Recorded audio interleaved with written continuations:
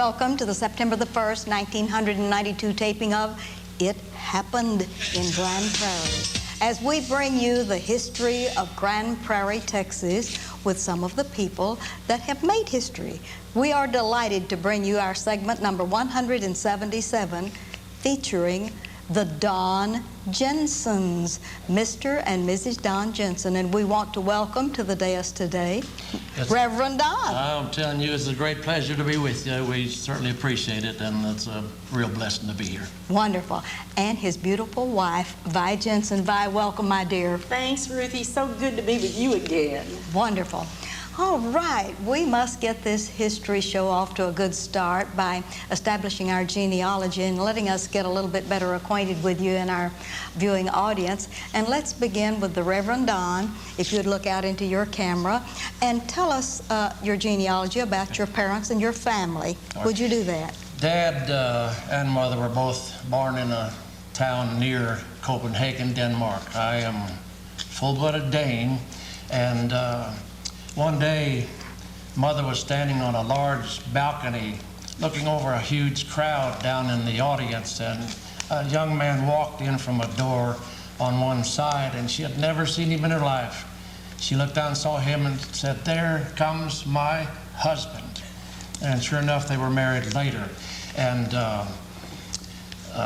he and my mother and their first child, Esther, who was 2 at the time, she incidentally lives here in Grand Prairie 87 today and goes everywhere. And her last name would be? Nash. Nash. Go right ahead. And they had a dream, of course, Mother and Dad, to come to this country. And in 1907, they came over and came through Ellis Island. And approximately 17 million have gone through Ellis Island as immigrants. And then they took the ferry from the island to the mainland, and recently Iacocca started a drive toward refurbishing, renewing, restoring the island. And not only that, but they have a computer set up that if you know the last name, first name, middle name of the person that came, the ship that came on, the year they came on, they'll punch that on that computer and reveal approximately 15 different revelations, news items, personality traits, even to the amount of money they had when they came into the new nation. All right, let's show and tell. We have the naturalization papers, I believe, of your parents. Would you show and tell that? This is Mother's. This is the original. All right. And it has her picture on it. All right, now give us her full name, including her maiden name. Anne Sophie Rasmussen. Of course, they pronounce things different in Denmark. Anna Sophie, but it's Sophie in English, and her last name was Rasmussen. And that's it, 1938. All right, now let's get the one on your dad. This is Daddy's. All right. In 1925. Give us his full name, please. Christian Isaac Jensen. They spelled the Christian with a K in Denmark, and the Isaac with a K at the end, but he changed it to CH, so on. Yes. When he was made a citizen. All right, and when he came in, I believe you'd like to show and tell your Ellis Island document? When Ellis Island was refurbished, renewed, rebuilt, restored, for a contribution to the cause, the name Christian Isaac Jensen was placed in a computer, all the information about him, the wall of honor where his name is placed. When we go, maybe in a year or two, we'll go to the wall of honor and see my daddy's name, but go to the computer and punch out a code, and it will reveal some 15 things about him, where he came from, even his health. What is this wonderful show and tell item? That's his show and tell today. Yes, it is. This is his record of service. Everybody in Denmark, everybody had to be in the service over there. All right, now, and this is written in the language? Denmark, Danish. Danish? But I run across the word military several places, and that's his military record in Denmark. All right, and as long as we're talking about the military, we should show him in uniform, shouldn't we? That's him on the right. All right, and this is your dad. That's Daddy there, and this is where they lived. Okay, And, in Denmark. In Denmark, yeah. Uh-huh. That Could goes, you that name goes the- back 100 years. Could you name the town? You could not. Well, they came from Copenhagen. Yes. In the Copenhagen area. There you go. Sure. All right. The only thing really I regret, before Daddy passed away in 1970, I would have liked to have sat with him and recorded a number of things, more information, you know. But, You know, hindsight is wonderful, isn't that's it? right. But we have enough information. All right, now how about your brothers and sisters? Did you have any? I have a sister who lives here, All right. 87, does... Shall we show and tell her picture while we're talking about yours? I'm here later, but we'll Oh, show. let's show She's her. our extended family. All right, let's show We your have six. taken her in since she's moved here, even though she's just as live and spry as anything you have ever seen. But she was 87, August 16th. She came over here when she was 2 years old in 1907 from Denmark, being born in Denmark. And she's at every one of our gatherings. I mean, holidays, birthdays, you name it. And just as active as can be. All right. All right, now let's have all of your brothers and sisters into this record. We're doing your genealogy. Yes. The other one is My brother, Wally. It's really... and again, it goes back to Denmark. Though he wasn't born there, they named him Peter Waldemar. Peter Waldemar Jensen, W-A-L-D, so on. But he took on the name Walter, All right. and we call him, he has a nickname, Pete, Wedge, Sonny, and etc. Where does he live? in St. Louis. In St. Louis. He pitched batting practices, St. Louis Cardinals in the 30s. Oh, how exciting. he's the one had 8 children. Oh, He had the And he and eight. his wife were married over 56 years before he lost her. all right. And we call him Wally, and we're going there this month and meeting him and taking him out to lunch. That's great. We're looking forward to that. And He- these were your only brothers Yeah. and sisters, one of each. And an uncle and an aunt and 2 cousins. Those are the only 4 relatives I have that came to this country. My mother's brother, his wife, their 2 children. So I have 2 cousins, uncle and aunt. The 2 cousins are still living. And they migrated from Copenhagen Yes. to where in the United States? When Dad and Mother came, they went to the Moline, Davenport area where a lot of Danes went. All right. And I don't know if they had the connections by letter or not, but they moved there. Moline, And- Illinois. And And later Davenport, Iowa. they moved to St. Louis County, Webster Groves, where I was born. Now we're getting down to the nitty-gritty, the nuts and bolts. Where were you born and the magic date? March the 20th, 1919. All right. And I'd like to tell this, All right. just 2 little short ones. Dad had a milk route, Model T, the kind you had to jack up the rear wheel, crank it, start it, put the wheel back on the ground and take off. That's how you started a Model T in cold, cold weather. Drain the radiator, put fresh water in the morning, crank it up and go. And remember one thing, he had a dairy and a milk route in the area. And one day he went out to the barn to kill a calf, to butcher and to eat. So he went up to the barn. And a few minutes later, he came back and said, with almost tears running down his face, "I can't kill that calf." You know, Yes, he was yes. sentimental and loved life, of course, and didn't want to kill anything. Yes. You know, and Not I even was- to survive, to eat. I was about 7 or 8 years old at That the time. impressed you, didn't it? Very much impressive. They were very dear people. All right. We're going to leave you for a few It's all minutes, right. Reverend Don, and we're going to let Vi have front and center. And let's begin with your genealogy and looking out into your camera. Would you, my dear?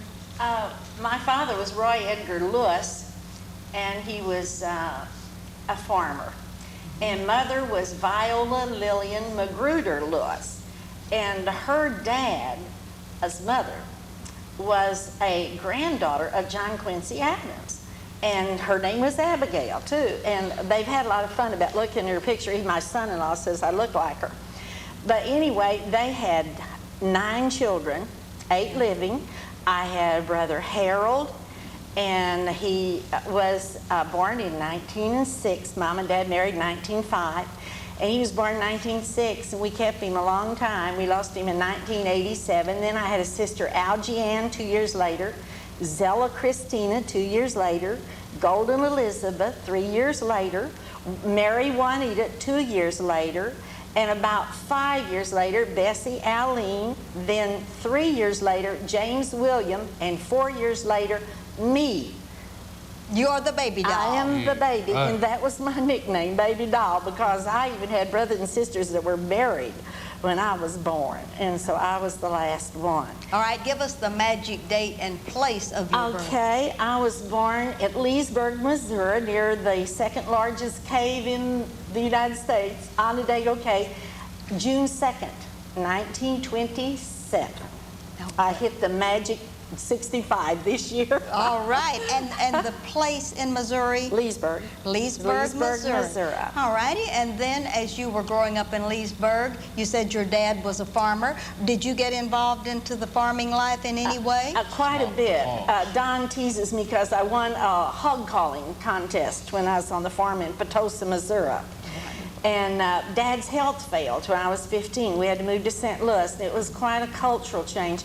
But I graduated from the high school in St. Louis and looking forward to my 50th high school reunion, which you and Don have already had.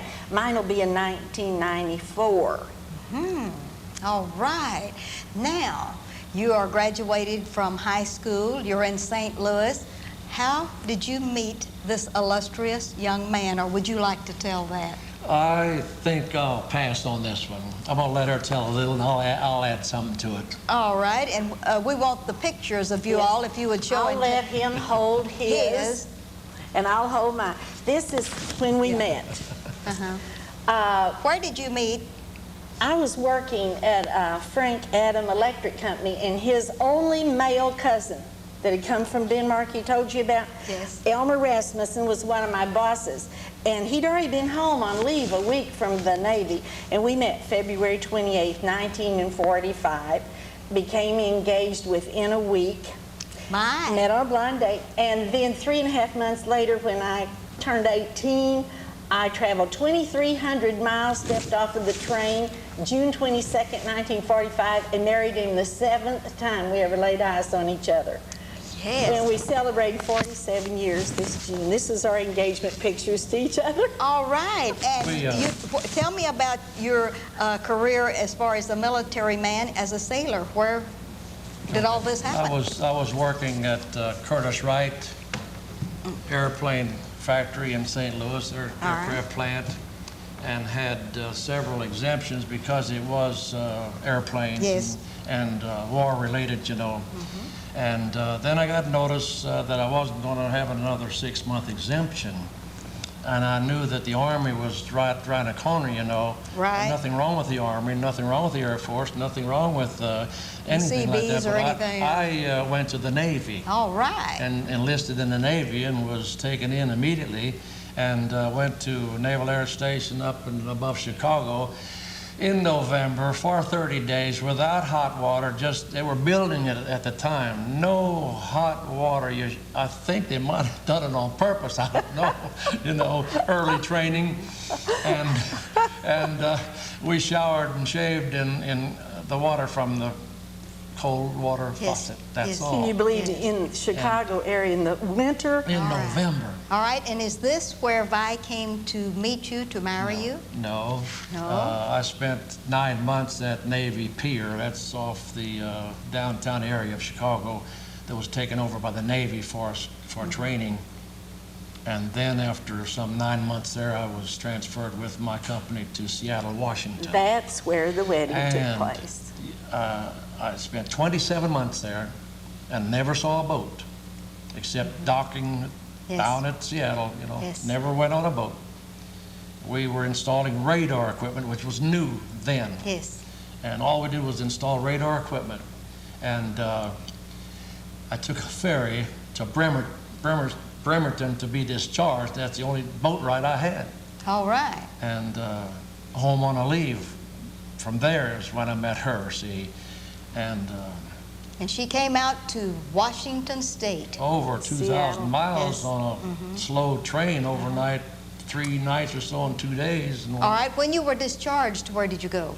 home to St. Louis. Home to St. Louis, Yes. and taking her along with you. We were married in June, and we came home in November 11th that year. Yes, Yeah. that good November 11th, that used to be Armistice That's Day. right, that- yeah. Yes, all right. When you got back to St. Louis, what did you do for a living then? I went to work for May Company, which is a large national chain. Their store there was called Famous Bar, but it was May Company. I learned how to cut slip covers I see. under the GI Bill. All right. Government paid part, company paid part. Great. And And you learned a new trade. I learned a trade, and I'd come into your home with material and fit that to your couch or divan or ottoman or whatever, take it back to the store, they'd sew it, and it'd come out Perfect. and slip it on your furniture. That's Good it. job. That's good. But- All Go ahead. right, Vi, let's get to you. Here we are in St. Louis. He's doing slip covers. What are you doing? Having a baby. You're having baby. Our first baby. Would you name our first Oh, baby? our first baby. Gotta tell you this. Don said the night we got engaged, he said, honey, I'm so happy I know what we're gonna name the first girl. And I said, what? And he said, Vicki Lee. And that's what the Lord gave us first, was Vicki Lee. And she was born in March after he got out in November. And she arrived a little bit late, a little bit early for her daddy. His was March 20th, and she was born March the 18th, 1946, in St. Louis. And then we were just so happy and had a 5-room flat. That's what Yes. they were called then. Yes. And the Lord called him to preach.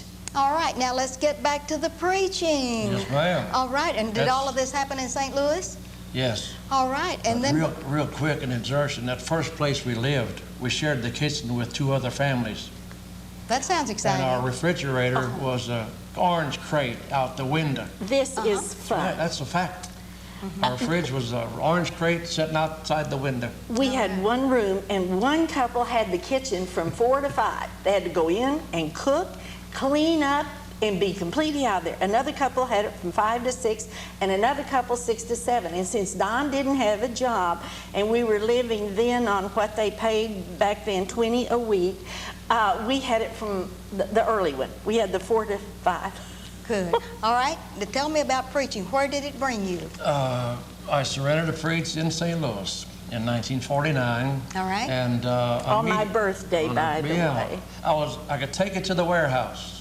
Upstairs in a warehouse while I was cutting slipcovers. All right. Fitting it to some furniture that some customers had purchased. All right. And I stopped during my lunch hour and knelt by that couch and surrendered to go to the Lord to preach the gospel. And we talked about school. My brother-in-law, who was in Jacksonville at the time in the seminary, suggested that I go to school. So we moved that September. Surrendered in June, moved in September to All right. Jacksonville to go to seminary. Jacksonville, where? Texas. Texas. you bet. Jacksonville, Texas. And very unusual because he said, Don, you'll be down here, you're going to school, get a part-time job perhaps, and make your way.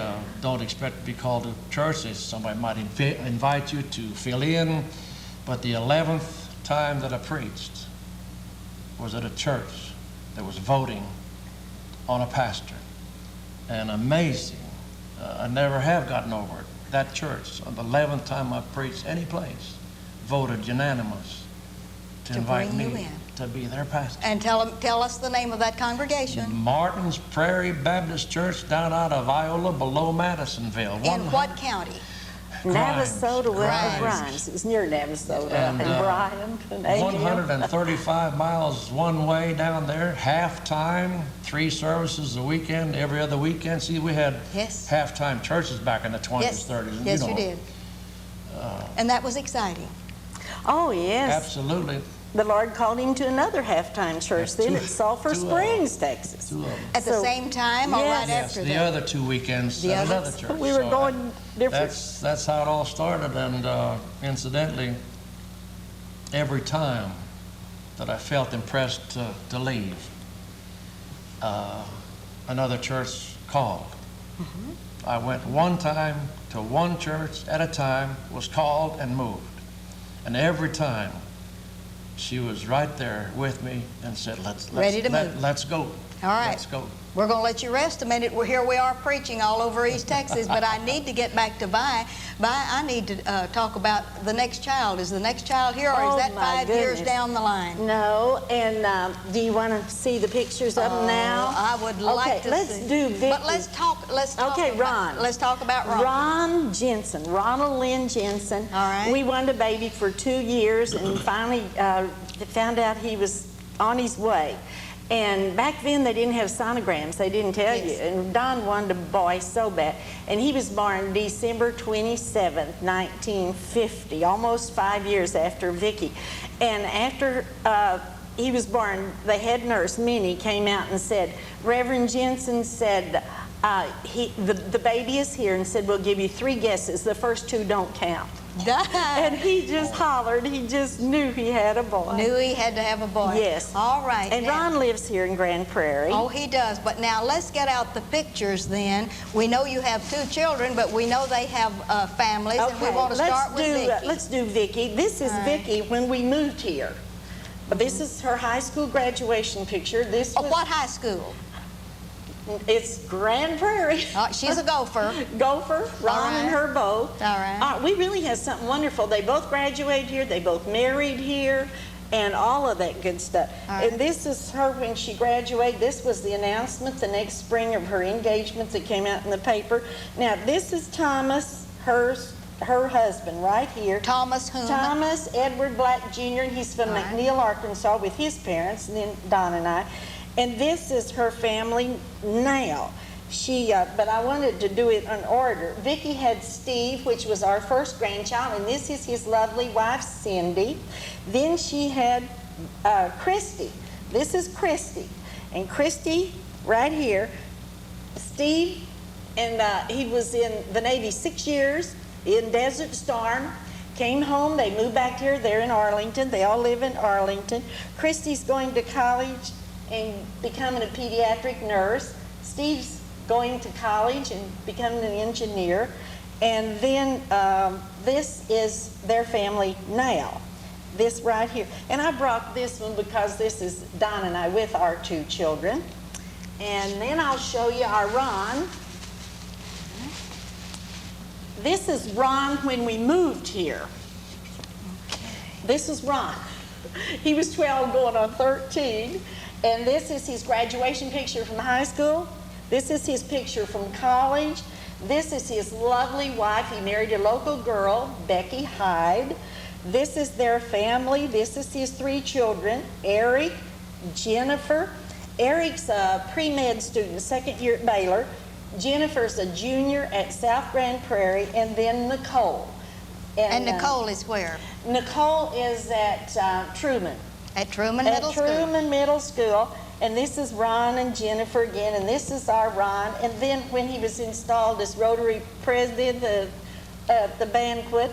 In May of this year. Yeah. There he is down there. And that's our Ron. All right. And you wanted to see our picture when we moved 8th Street. That's right. We moved 8th Street September 1963.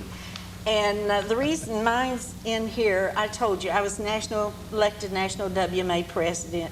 And so this is the picture that came out then, and that's us when we moved to Grand Prairie. And when you said the 8th Street Church, would you like to tell us about the 8th Street Church? I could talk forever. Oh, don't you talk forever. No, we ma'am. only have 4 minutes. That's right. But, we have 4 minutes, and tell a little bit. I was pastor over in Shreveport at the time, and a family that I was pastor to at Talco moved to Grand Prairie, became members of 8th Street, and again I felt like it might be time, and this family told the church at 8th Street, write Don Jensen in Shreveport, he may be interested. They wrote, I came over, they called me, and I took it, was there for 6 glorious, wonderful years. It was the best church that I ever pastored. And that's the 8th Street Baptist. 8th Street Baptist. Oh, and that's Southeast 8th and Skyline Road. Skyline Road. All right. This is the building. He was pastor when they built it, ground up. This is when they were, the church was going up. This is the inside This is the first service in it of our choir. And this is the new sanctuary inside. And this was the dedication that came out in the Grand Prairie paper. Brother Jack Welch, he's deceased now, but he lived to be well over 90, came for the dedication service. All right. Now, tell us about being called to Grand Prairie. Did it impress you? Of course. Did the Lord send you here? Yes, absolutely. Okay. I really wouldn't want to move anywhere unless I really felt definitely impressed of the Lord that this is the place for you at this time. And for 6 years, very cooperative group. I mean, I make a suggestion. I said, now if we don't like this, we can stop it and do something else. But you're not preaching today. Oh, yes. You're preaching today, but where? Yes. Any place invited, but we are semi-retired. Semi-retired? We teach a seminar concerning individual, church, and family life.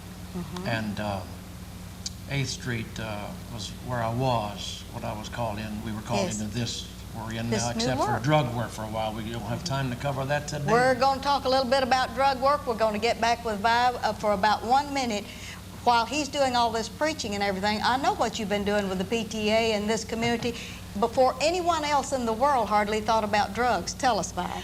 Well, the Lord really put it on Don and I's both heart, and we went into Wake Up America, January 1st, 1970, and we were in your schools in this area and in 24 states, Ruthie. On drugs. On drug abuse. And Don almost brought, he said next time he'll bring our old drug chart. You know we still got it? Oh, you do. The one that you was there when we did it in the PTA, you and your sister Laura. Yes. Oh, bless her heart, she's such a sweetie. And we had the most fantastic ministry in drug abuse 7.5 years. Wonderful. And also, you are an author. Well, we wrote Yes, I've Been High together. We co-authored it, and it just went like hotcakes. In February 1971, it came out. Then I was asked to write a book, and mine's called Blessed is the Woman. It came out April 1984, and praise the Lord, it is now in its 5th printing. Wonderful. And I do have an autographed copy. Amen. Yes, that's wonderful. You know, our 30 minutes has just almost gone, but I want you to look out into the camera for just about a minute and let everyone know how important it is to do their best in whatever they're doing, because they leave their mark of distinction as they go. Amen. In God's sight, everybody is somebody, and He has a definite purpose for everybody. And the Scripture will teach us that He can direct, He can lead, He can empower, He can make somebody what they should be if just let him do it. Let Him do it. Submission and commitment. Thank you. We're out of time. We have 1/4 of a minute. Vi, one last half-minute word. Well, I just think it's wonderful to be alive, and I just love being a woman. I think God made Adam and looked at him and said, I can beat that.